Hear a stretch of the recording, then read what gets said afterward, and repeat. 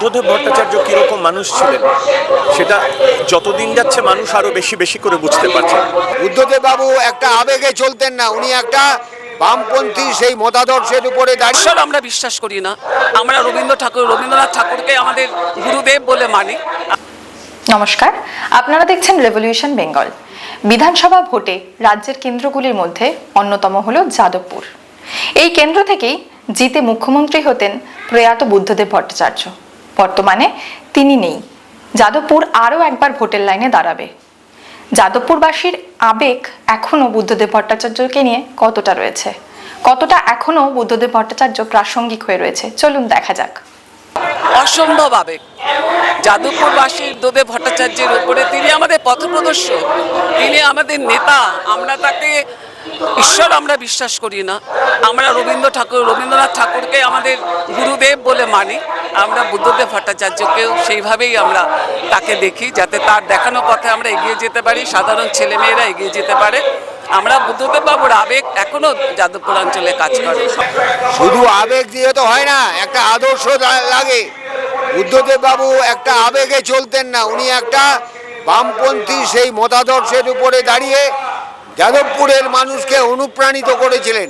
এখনো সেইভাবেই যাদবপুরের মানুষ তারা মতাদর্শগতভাবে বামপথে থেকে ৭৭-এর পুনরাবৃত্তি ঘটাতে চাইছে।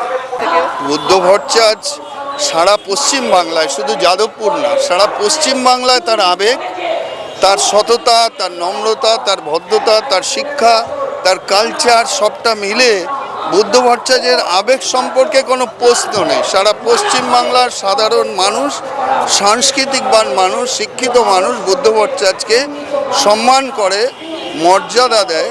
এখনও বুদ্ধ ভট্টাচার্য যে জীবিত নেই, বুদ্ধ ভট্টাচার্যের নামে আমরা বামপন্থীরা কোনো প্রোগ্রাম করলে, কর্মসূচি করলে মানুষ আবেগে ভরে ওঠে। বুদ্ধ ভট্টাচার্যের বিকল্প একজন মানুষ হওয়া, বুদ্ধ ভট্টাচার্যের মতন একজন সৎ মানুষ হওয়া, সাংস্কৃতিকবান মানুষ হওয়া খুব কঠিন, খুবই কঠিন। এটার উপরই তো। আর বুদ্ধদেব ভট্টাচার্য, তার তো তুলনা হয় না। তিনি যেভাবে বিশেষ করে বেকার যুবকদের চাকুরি সংস্থানে যে ভূমিকা পালন করেছে, আজকে আমাদের যাদবপুরও একটা বৃদ্ধাশ্রমে পরিণত হয়েছে, যেখানে সমস্ত যুবকেরা আজকে বাধ্য হচ্ছে যাদবপুরের থেকে। যাদবপুর হচ্ছে যেমন উদ্বাস্তু কলোনি আছে, তেমনি এখানে শিক্ষিত মানুষের আছে। মানে এখানে যেমন পরিযায়ী শ্রমিকও আছে, তেমনি এখানে বিভিন্নভাবে বসতি গড়ে উঠেছে, মাল্টি স্টোরেজ বিল্ডিং তৈরি হয়েছে, বিভিন্ন জায়গা থেকে মানুষ এসছে, কসমোপলিটন শহর তৈরি হয়েছে।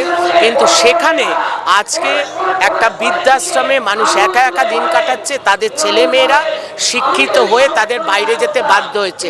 এরকমটা তো হওয়ার কথা ছিল না। দেখুন, বুদ্ধদেব ভট্টাচার্য কিরকম মানুষ ছিলেন সেটা যতদিন যাচ্ছে মানুষ আরো বেশি বেশি করে বুঝতে পারছে। ওই রকম সংস্কৃতি মনস্ক, ওই রকম একজন আপাদমস্তক ভদ্রলোক আজকের রাজনীতিতে অত্যন্ত বিরল। তো সেই হিসেবে তার যে তিনি ছিলেন এখানকার বিধায়ক এবং মুখ্যমন্ত্রী, সেই জন্য বুদ্ধবাবুর কথাটা একেবারেই আলাদা। বুদ্ধবাবু অসম্ভব সংস্কৃতি মনা, এবং শুধু তাই নয়, তিনি পরবর্তী প্রজন্মের কথা, বাচ্চাদের কথা, ছেলে মেয়েদের কথা সমস্তটাই তিনি ভেবেছিলেন। তার একটা ভিশন ছিল, সেটা আমাদের ভুলে গেলে চলবে না। তিনি না থাকলেও কি তার প্রভাব এবারের ভোটে থাকবে যাদবপুরে? হ্যাঁ, অবশ্যই থাকবে। তার কারণ তিনি এমন একজন মানুষ, তার যে প্রভাব, সে প্রভাব অত্যন্ত সুদূর প্রসারী।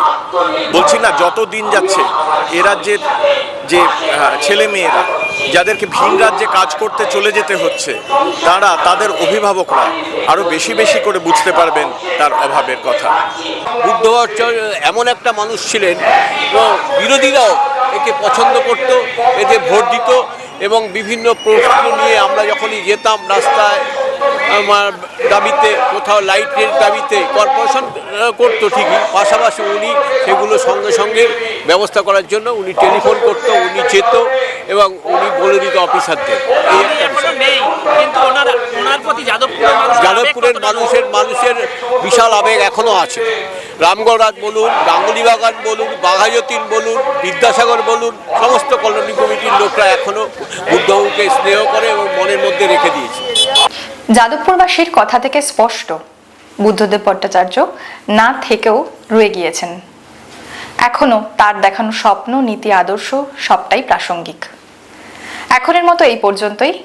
আরও খবর জানতে চোখ রাখুন রেভলিউশন বেঙ্গলে।